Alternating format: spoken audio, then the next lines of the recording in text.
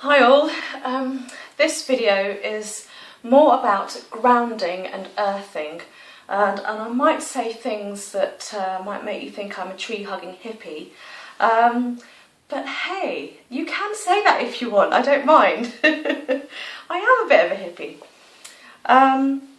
So yeah, actually last night my friend put on Facebook this video about grounding, and I'll put it in the link below because it was really interesting. It was all about the Earth's atmosphere and the pluses and minuses with electricity, and it explained it really well.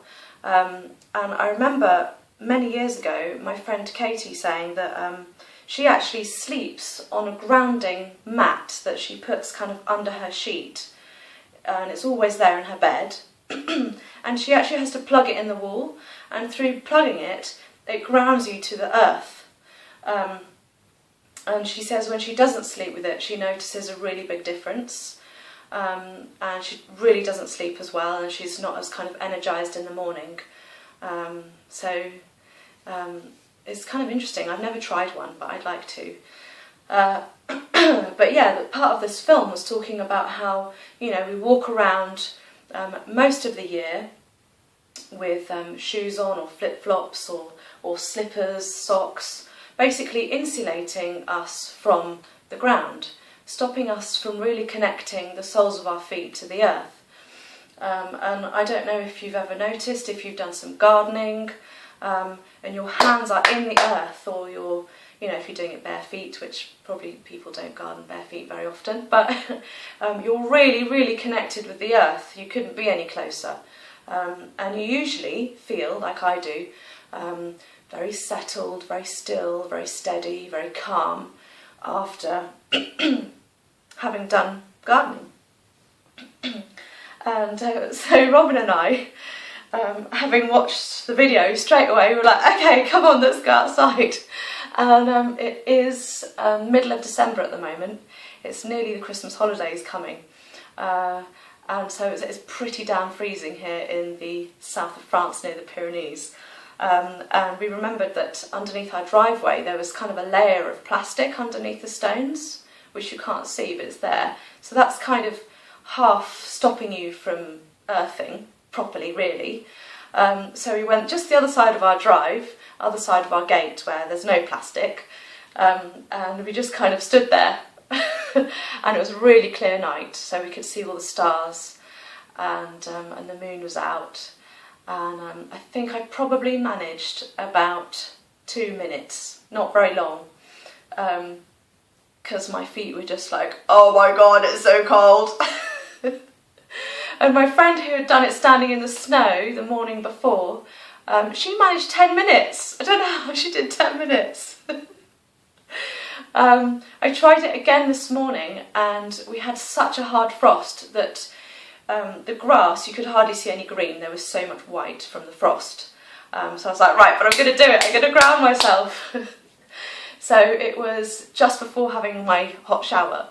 So I went out in my slippers and was like, okay, ready, steady, go. And there I probably managed even less time, I think. Yeah, probably minute and a half. And it was still dark actually. I could see the grass twinkling in the starlight. That's how early it was this morning. I got up about 6:20, my alarm went off, so I kind of snoozed for about 10 minutes and then got up, ready for preparations of the day, of washing and cleaning and, you know, my body, and then doing some nice yoga. And actually, even after my feet feeling absolutely freezing, and I wasn't out there very long, I think it must be a similar feeling when you do one of those plunge pools when it's really cold and you get out. I've never really had the courage to do that properly in my life, but that kind of rush of energy, that kind of sensation of really just kind of really physically aware of the bottom of my feet, and that change in, you know, as my feet start warming up, you know, it's nice. It's a really nice feeling. So I'll be doing more of that. And then I thought, oh, let's find out some more. So last night I clicked on another video, which is of this lady called Teal Swan or something, I don't know. She's a kind of mystic lady, and there's a lot of things she says that I really don't get, and it's like completely out of my realm of existence. But she did a good video on grounding, and she was talking about stones. This is my stone. I actually got this just before going on a mini yoga retreat in Spain on my own. Just before I started doing all the osteopath sessions and everything, Robin said, yeah, you know, you've been wanting to do this for a while, off you go, you have permission.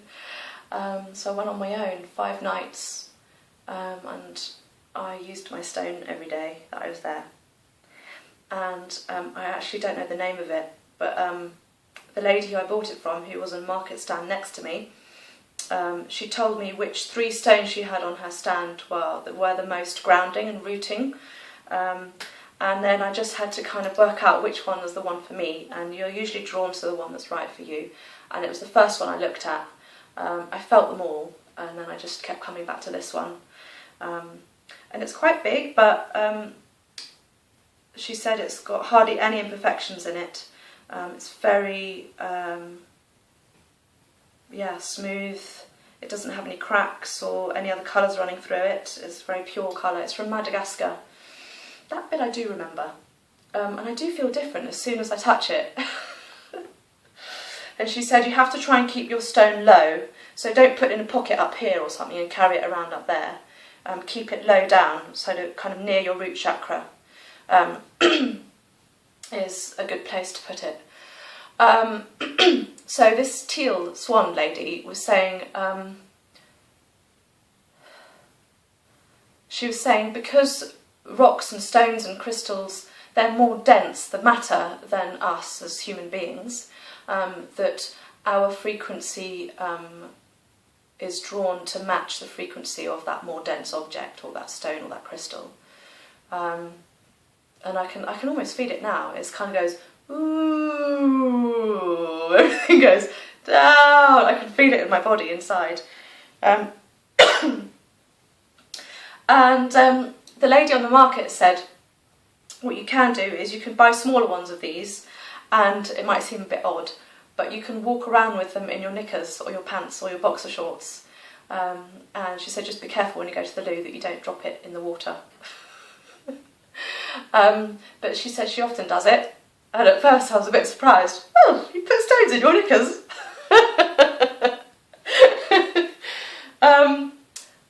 But if you really need grounding, then it's there all the time, you know, and it's in the perfect place, right at the base of your spine. So, yes, interesting technique, worth trying. What else is grounding?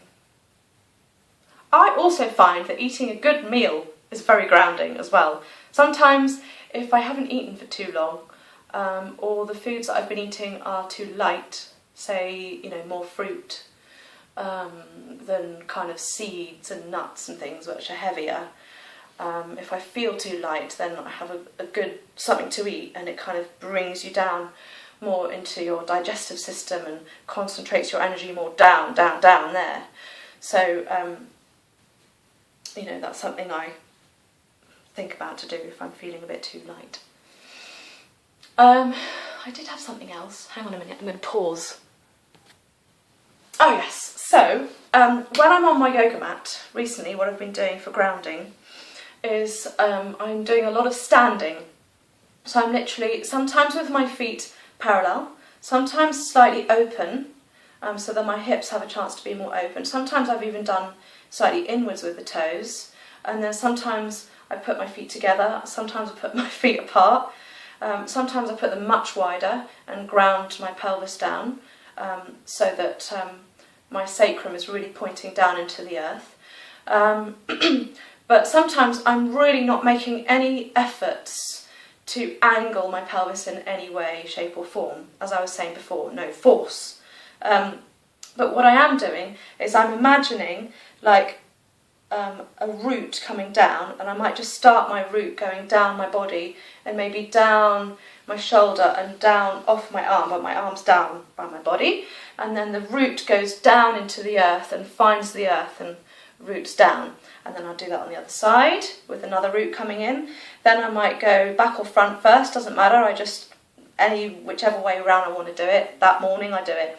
So then I might go down one side of my back, down the back of my buttocks, down the back of my leg, and through to the soles of my feet, and then I do the other side at the back, and then I do both sides at the front, together or separately, whatever I'm feeling, and then I'll imagine a much bigger, fatter, solid, heavy root going right down the centre of my whole body, and then out, and then rooting down to the earth. And naturally, on its own, my pelvic girdle and my legs and my soles of my feet and my knees and everything will just feel different, and I would have changed position just kind of on my own from that kind of visualisation, that real sensation. It's almost a thick sensation of like coming down and rooting into the ground. It just changes the tilt of my pelvis and my energy, and connects all the way down. So that's a really good tip.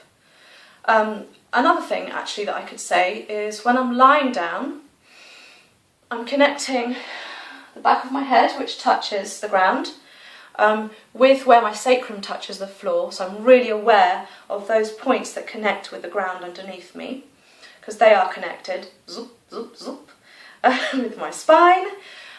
So that connects my energy and starts the process of, you know, settling and grounding. And then I body scan, and this is what that swan lady was talking about, body scanning. If you're not with your feet in contact with the earth, then if you're very present within yourself or with the sensations in your body, that's also a very grounding thing to do. So I will then scan my whole body, and I usually start from the top of my head. And a bit like with my roots, I just go down all different parts of my body and I just work through it all. Insides, outsides, you know, anywhere that you can be aware of in your body. Just track it down and body scan. Yeah, I could talk more about that in a less random way, but I quite often do it with my yoga students. That wasn't at all like a yoga lesson, I must point out now. That's kind of me rambling. But yeah, try it, because body scans are really powerful. And when I was first learning mindfulness, I was doing them 3 times a day. And when I was working in a shop, I literally would go to the toilet, turn the light off, and stand there in the room and body scan in the dark. I don't know why, I much prefer it with the lights off. And I would just ground down, and then I would start work again. And it was just a really great thing to do, just to be present in that moment and then go back to your day. So yeah, good tip there, guys. I told you there were some gems sometimes. Anyway, that is my video all about grounding. And yes, I'm sure there'll be more to come with that. I'll see you on the next video. Bye.